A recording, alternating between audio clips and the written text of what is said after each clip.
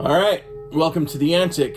I'm Ken, and today we close out the 7 Deadly Sins series with one that's often misunderstood or laughed off or even spiritualized. We've hit pride, greed, lust, gluttony, envy, wrath, and now we're tackling the one that wears pajamas to the war, sloth. This sin doesn't show up kicking down our door. It just quietly keeps you asleep while the battle rages on around you. Sloth is spiritual and moral laziness. It's the failure to do what needs to be done, physically, mentally, emotionally, or spiritually, because of indifference, procrastination, or apathy. Sloth isn't just being lazy. It's knowing what God is calling you to do and deciding not to care. What does sloth really look like? Sloth isn't always sleeping in or skipping chores. Sometimes it looks like endless scrolling. Just one more episode of my show. Putting off what really matters. Excusing inaction as self-care. Saying someday to everything God said now to. Proverbs 24:30-34 describes it perfectly. I passed by the field of a sluggard. Thorns had come up everywhere. A little sleep, a little slumber, a little folding of the hands to rest, and poverty will come on you like a thief.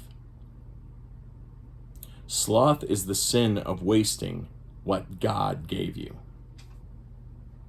There are some biblical warnings about sloth, and the Bible is not soft on this one.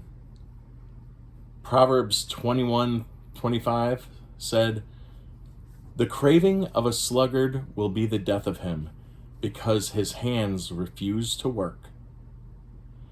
Matthew 25:26 said, "You wicked and slothful servant." In that one, the one who buried his gift instead of using it was condemned, not pitied.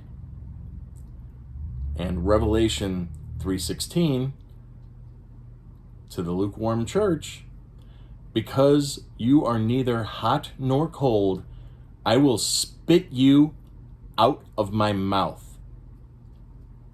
That's spiritual sloth. Sloth doesn't scream rebellion. It just sits there and lets your calling rot. So why is it so dangerous?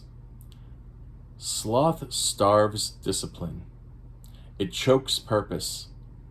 And worst of all, it convinces you that there's plenty of time to obey later. It dulls your passion. It silences conviction. It numbs the voice of God until you don't even feel guilty anymore.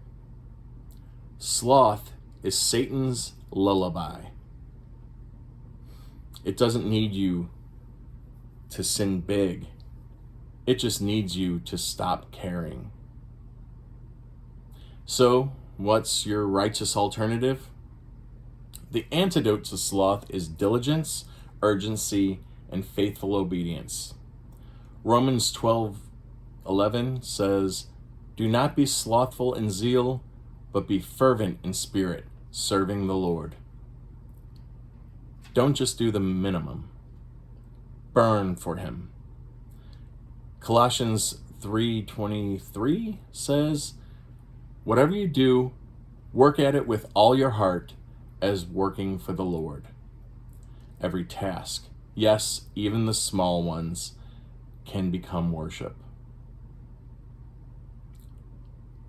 So, sloth versus stewardship. Let's break this down. Sloth avoids hard things.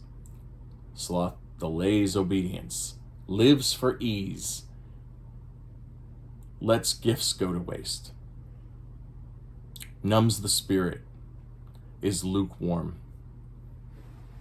Stewardship embraces responsibility, acts now, lives with purpose, multiplies what God gives, stirs up the spirit, and is on fire for God. So it's important to kill sloth. How do you do it? Get up early. Discipline. Win the morning. Make a plan. Sloth thrives in aimlessness. Know what matters today. Do the hard thing first. Start with what you want to avoid.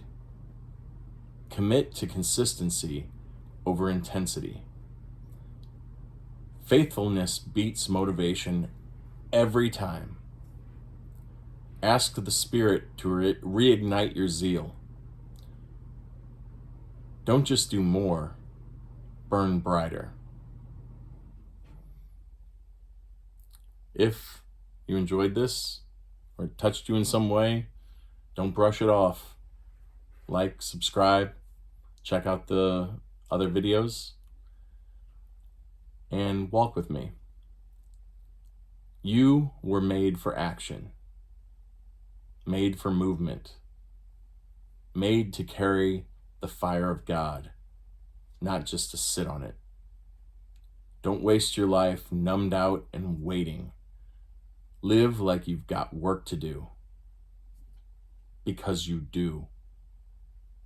And God will hold us accountable for the gifts we've left buried. Let's do a closing prayer. Father, forgive me for the times I've let apathy rule my life. Wake me up.